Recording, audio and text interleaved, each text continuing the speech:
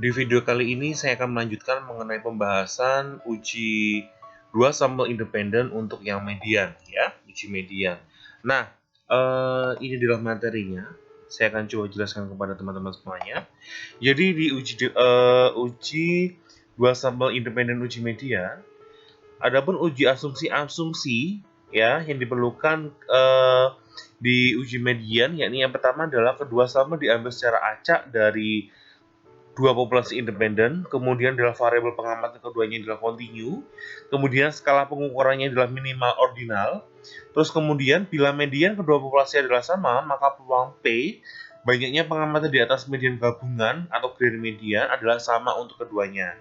Nah, jadi kalau misalkan teman-teman masih membayangkan tentang asumsi seperti ini, saya rasa akan langkah lebih tepatnya saya langsung jelaskan saja bagaimana cara menghitung secara manual uji median untuk yang dua sampel independen. Langkah yang pertama yang harus kita perhatikan di dalam uji median adalah kita mencari terlebih dahulu median gabungan. Jadi kalau misalkan kita membandingkan antara dua sampel independen, datanya kita gabung dulu, ya. Kemudian dari data yang sudah kita gabungkan, kemudian kita cari nilai mediannya.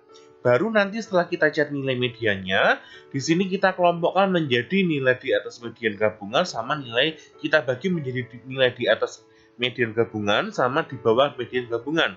Nilai A, B, C, D di sini menunjukkan bahwa nilai A itu adalah banyaknya anggota atau sampel pertama atau kelompok 1 yang nilainya lebih dari median gabungan. Sementara untuk yang B adalah banyaknya kelompok kedua yang nilainya di atas median gabungan.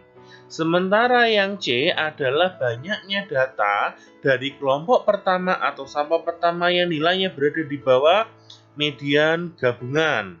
Ya, sementara yang D adalah kelompok kedua di bawah median gabungan. Nah, kalau kita jumlahkan, berarti nanti A sama B menjadi A plus D, yang kita jumlahkan C plus D. Nah, ini N1 adalah A ditambah C yang menunjukkan adalah populasi atau bukan populasi, jumlah sampel dari populasi pertama. Yang kedua di sini adalah N2 di B ditambah D adalah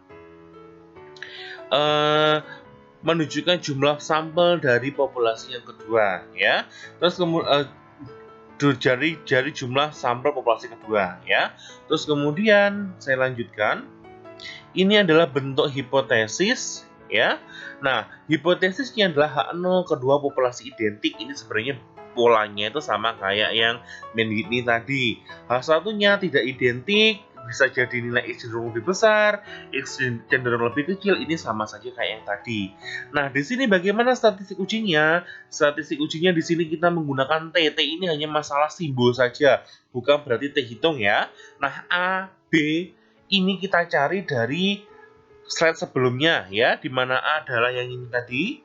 A dari yang ini ya, yang saya blok, berarti jumlah data di kelompok 1 atau sampel pertama yang nilainya di atas median, sementara B adalah dari yang kelompok kedua. Sementara di sini ada P aksen, rumusnya adalah A plus B dibagi N. A plus B tadi ya, yang di atas median tadi, A plus B di sini, N-nya adalah yang ini ya. Nanti silakan teman-teman bisa implementasikan di dalam persoalan. Terus kemudian bagaimana daerah penolakannya? Tolak anu jika T mutlaknya lebih dari Z alfa berdua. Tapi kalau itu yang dua arah berhubung, kalau misalkan nanti persoalannya adalah satu arah, maka nanti nilai mutlak dari T lebih dari Z. Ya, gampangannya seperti itu. Terus kemudian, nah ini adalah sebagai contohnya ya, sebentar. Nah, sebagai contohnya ya, di sini kita membandingkan antara berikut data tentang stroke index M atau mm ya di sini. Mungkin di sini dari saya kurang begitu tahu ini istilah mm ini dari mana. Mungkin karena dari soalnya memang seperti ini, dari pasien-pasien di bagian myocardial infarction ya. Nah, ini adalah datanya. Karena di sini saya ambil dari bukunya Daniel ya. Ini adalah data, X-nya adalah yang ini yang saya blok, yang kemudian Y-nya adalah yang sebelahnya ya. Terus kemudian apakah data tersebut menyediakan bukti yang memadai untuk menunjukkan bahwa median kedua populasi yang diwakili dan sama memiliki perbedaan. Artinya sebenarnya kita membandingkan mediannya ya. Kemudian bentuk H0 H1-nya, H0 median nilai stroke indeks kedua populasi identik, H1 median nilai stroke indeks kedua populasi tidak identik. Jadi sama saja. Apakah mengetahui perbedaan median itu ya bentuk kita bisa tuliskan seperti ini ya. Kemudian banyaknya data yang kita amati di sini ada 48 kalau teman-teman menghitung. Ya, kalau nggak salah ini ada 32, terus di sini berarti ada 16 ya.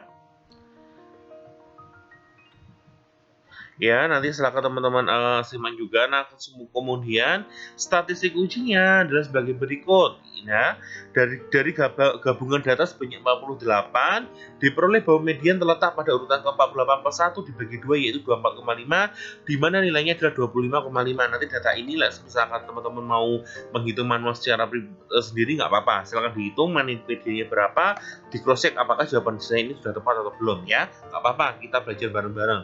Kemudian di sini ketemu nilai mediannya adalah 25,5 dan ternyata dari X, yang ini adalah yang X, yang saya blok ini adalah yang X, ternyata yang lebih dari 25,5 itu ada 12, ada sementara dari kelompok yang kedua ada 12 juga, sementara untuk dari kelompok yang pertama yang kurang dari 25,5 ada 20, dari kelompok kedua ada 4. Ya, kita total ketemunya adalah 48. Berarti A-nya 12, B-nya 12, A plus B-nya adalah 24.